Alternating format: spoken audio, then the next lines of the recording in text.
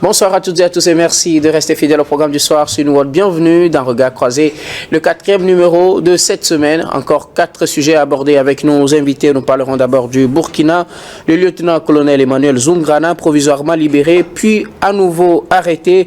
Nous irons ensuite au Niger et au Bénin pour parler de la frontière. L'émissaire de Patrice Talon n'a pas été reçu par Tiani. Notre 3e sujet concerne le Gabon et la France. Plus d'1 milliard d'euros de contrats signés à l'issue d'un forum. Puis nous terminerons bien évidemment par le Togo, 2 jeunes TikTokers condamnés à 6 mois de prison avec sursis. Et pour en parler ce soir, 2 invités pour le moment sur ce plateau. Avec moi, Robert Kosigan-Akwete, vous êtes analyste politique et président de l'Alliance Jeunesse Développement AJD. Bonsoir Robert et bienvenue. Bonsoir docteur, bonsoir à tous les téléspectateurs de Niwa TV de par le monde. Salut le représentant de l'AES sur le plateau. Salut au doyen Francisco Napokura. Francisco Napokura il y a un moment. Je salue alors tous nos jeunes élèves qui sont en plein examen de Bac 1. Je leur souhaite beaucoup de chance. Je leur souhaite beaucoup de chance et que voilà, Dieu puisse les accompagner tout au long de cet examen et qu'à la fin, il y ait beaucoup de sourires sur leurs lèvres. Merci. Merci beaucoup à vous, Robert Kosigan-Akwete, d'avoir répondu à notre invitation. Notre 2e invité sur ce plateau, Pasteur Edo Kombi. Vous êtes le président du mouvement Martin Luther King, également le premier agent au moins de la commune Golfe 2. Bonsoir, Pasteur. Oui, bonsoir, docteur. Bonsoir à tous et à toutes. Bonsoir à mon co-débatteur. En face ici. L'homme de Kikamé. L'homme de Kikamé, auquel on sollicite toujours de l'électricité. De l'électricité, c'est un village qui est important pour nous. Qui n'est pas loin du village du pasteur, il faut le souligner. Bon, donc, je voudrais saluer particulièrement les membres du MMLK, de Lomé jusqu'à Sinkassé, au coordinateur régional de MMLK dans les savanes, qui fait un travail très, très énorme, ainsi que les autres membres. Je voudrais présenter mes condoléances aux familles des victimes, des jeunes élèves qui sont morts à Sélédime et à Dagbati, dans les lacs artificiels laissés par l'exploitation des phosphates dans ces localités.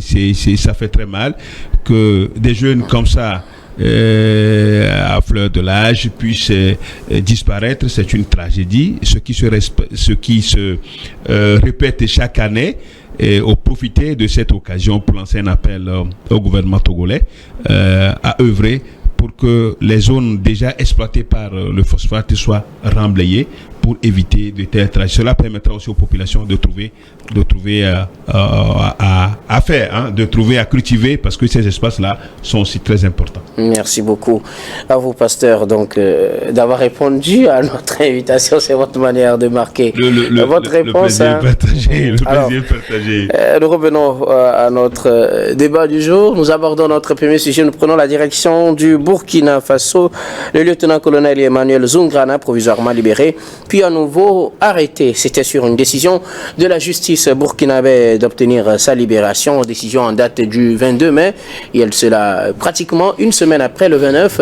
Le lieutenant-colonel Zoungrana, qui vivait en résidence surveillée jusqu'à cette décision, le bouclier a été levé. Il sortait de sa résidence surveillée pour se rendre à la famille, selon les informations, avant d'être à nouveau interpellé par des hommes en civil pour des motifs pour le moment inconnus. Ça fait, je pense, la 3e arrestation pour l'homme. Premièrement, c'était au temps du président Roch-Marc Christian Kaboré, quelques jours avant le coup d'État. Nous étions en 2022, en janvier 2022. Il aura été libéré après la prise du pouvoir par le capitaine Ibrahim Traoré. Et puis, quelques jours après, arrêté à nouveau ou bien assigné à résidence surveillée et libéré à la demande de la justice avant d'être repris ce 29 mai, hier, donc mercredi. Je commence par vous, pasteur Edo.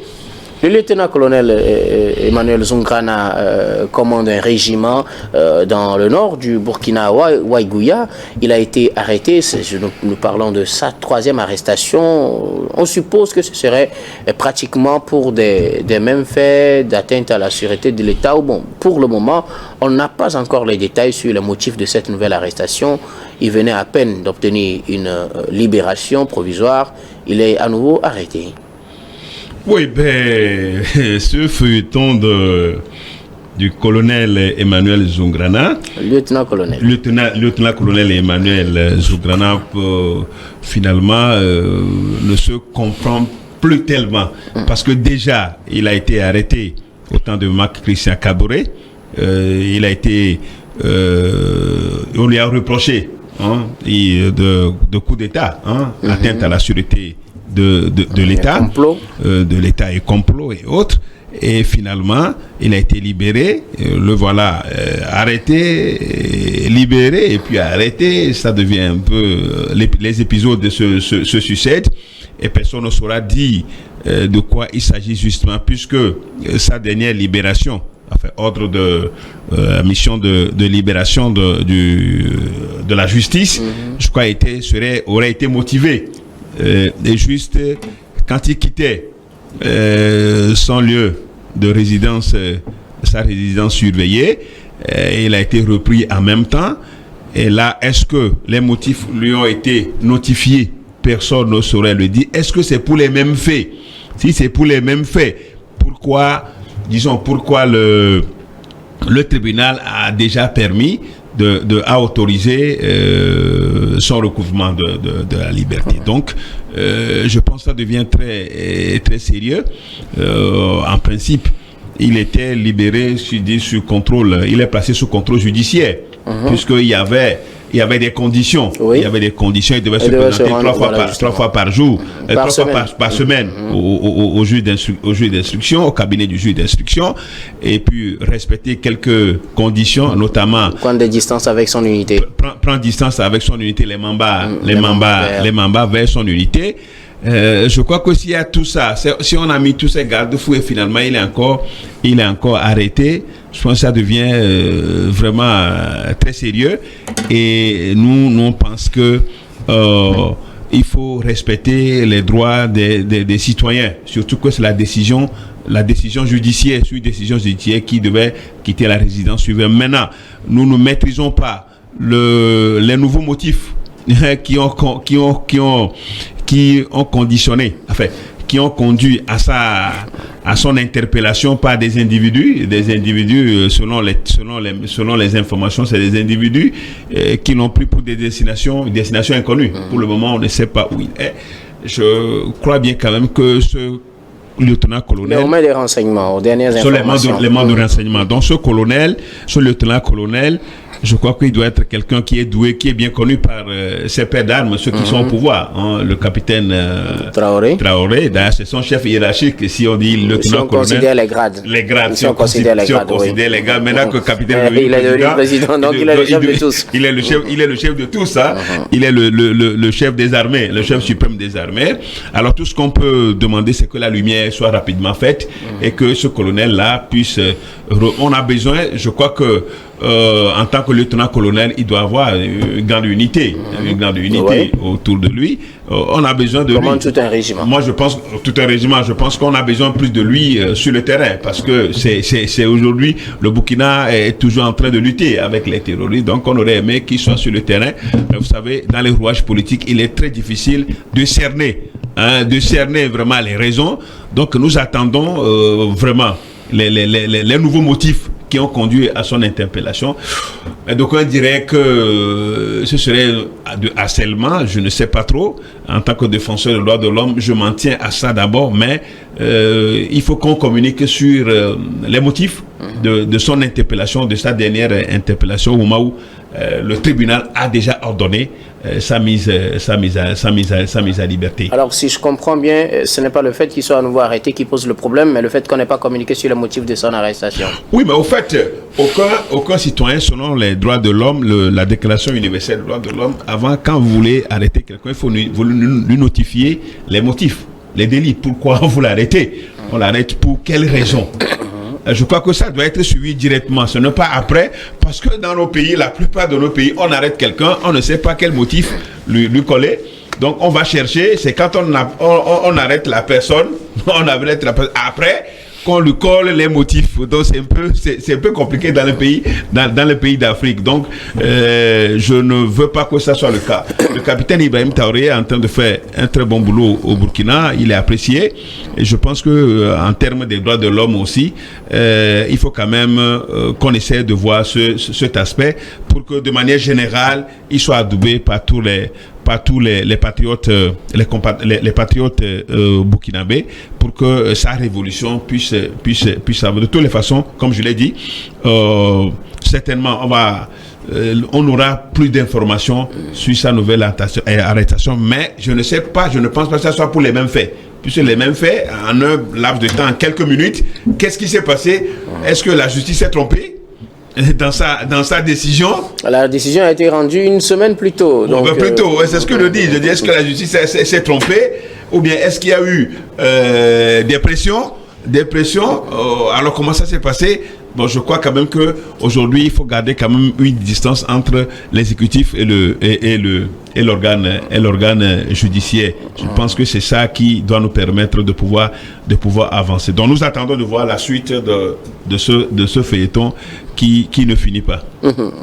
Robert Kossigan à côté, le lieutenant-colonel Emmanuel Zungrana a été à nouveau arrêté. C'était ce mercredi 29 mai.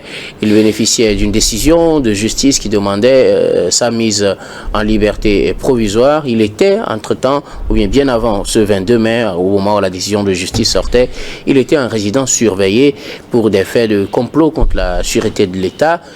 Là, il est à nouveau arrêté à peine il sortait de sa maison, selon les informations, pour se rendre en famille. Il est arrêté par des hommes en civil. Aux dernières nouvelles, il serait aux mains des renseignements. Quelle réflexion une telle situation vous inspire? Docteur, vous avez fait le Burkina, mais je ne sais pas si vous aussi, vous avez peut-être des informations sur ce fameux colonel. Mais moi, je suis en train de me poser une question. Que craint-on? Que craint-on sur l'homme, le colonel Zungrana? Est-ce qu'il représente une menace pour la paix et la sécurité au Burkina Faso? Parce que ces débats ont commencé depuis l'époque de Christian Kabore. Oui, c'est-à-dire quoi? Ce que je ne comprends pas, quand les civils étaient au pouvoir, ils n'étaient pas inquiétés, est-ce que je sache? Mais quand c'est... Roch était civil. C'était sous Roch. C'était sous Roch.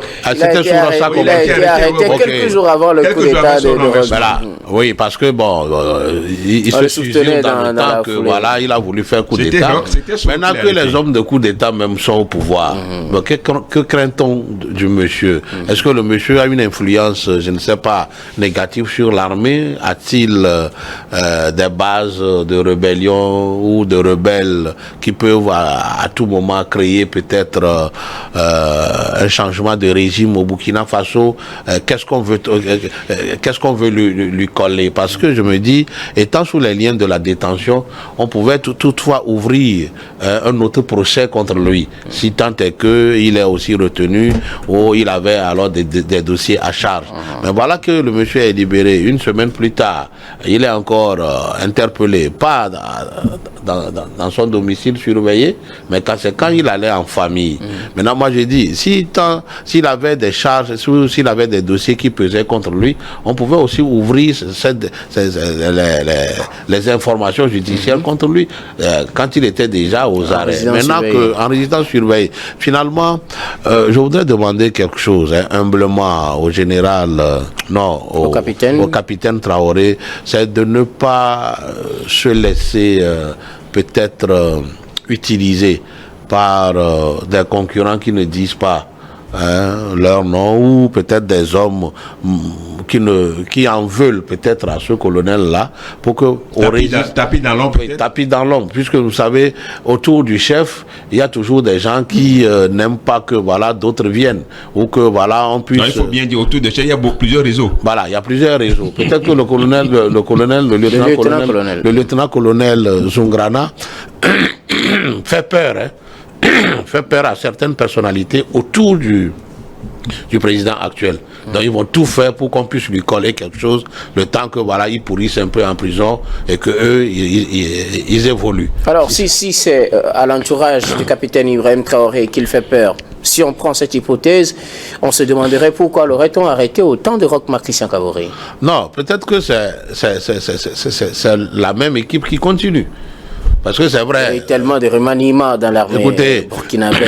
Écoutez, vous savez, peut-être que le monsieur Zoungrana, peut-être même, actuellement fait peur à l'entourage ou peut-être à l'actuel dirigeant. On ne sait jamais. Peut-être qu'il a des qualités ou peut-être il a un régiment qui le soutient, à qui on ne fait pas totalement confiance. Parce qu'il vous souvienne que... le régiment actuellement est sur le front. Hein. Son régiment est... Je ne refuse pas. Mais qu'il vous souvienne qu'il y a peu de temps, des mois passés, il y a eu une vague d'arrestation d'officiers supérieurs, des militaires au Burkina Faso. Est-ce que son nom figure parmi ces personnes-là? En ce moment, il était déjà en résidence surveillée. Peut-être que vous allez voir que dans les jours qui viennent, soit on va le libérer, il sera élargi, ou on va encore nous servir voilà, des charges qui pèsent contre lui. Maintenant, moi je dis, si le monsieur fait tant peur à l'entourage de l'actuel chef de l'État, ou s'il représente une menace pour la paix au Burkina Faso, autant le garder en prison et on fait autre chose. Ce que vous dénoncez, c'est de le libérer et le prendre, le libérer, le prendre. Mais oui, finalement, psychologiquement, le gars sera atteint. Et ce qu'ils ne veulent pas peut arriver. Peut-être par lui ou ceux qui le supportent. Mais autant le garder en prison si c'est qu'on ne veut plus le voir sur la scène politique ou de l'armée au Burkina Faso, autant le garder en prison ou en résidence surveillée, on ne parle plus de lui que de faire ses va-et-vient. Il a été libéré 2 fois, il a été retenu dans les liens de la détention 2 fois. Quand même, ça peut amener des gens à se révolter. Et là, aujourd'hui, le Burkina Faso n'a pas besoin de ça. Le Burkina Faso a besoin d'une seule chose, c'est la paix et la sécurité, et surtout la reconquête de leur territoire. Point, c'est tout. Maintenant, moi, j'ai dit, il va falloir que sur le cahier des droits de l'homme, le président Traoré puisse taper du poing sur la table pour que, voilà, toute décision de la justice puisse être respectée et qu'il n'y ait pas alors de pression venant de l'autorité exécutive sur le pouvoir judiciaire. Cela est contraire aux normes internationales qui gouvernent les droits de l'homme. Ce n'est pas bien. Ce n'est pas bien du tout parce qu'il est en train de faire un travail, je dirais, pas possible au Burkina Faso, tout le monde l'applaudit, mais ce n'est pas pour autant on va alors en pâtir sur les droits humains des hommes. C'est pas bien. Merci beaucoup. Je voudrais juste dire que, ben, vous savez, le Burkina est dans un régime d'exception avec la lutte contre le terrorisme.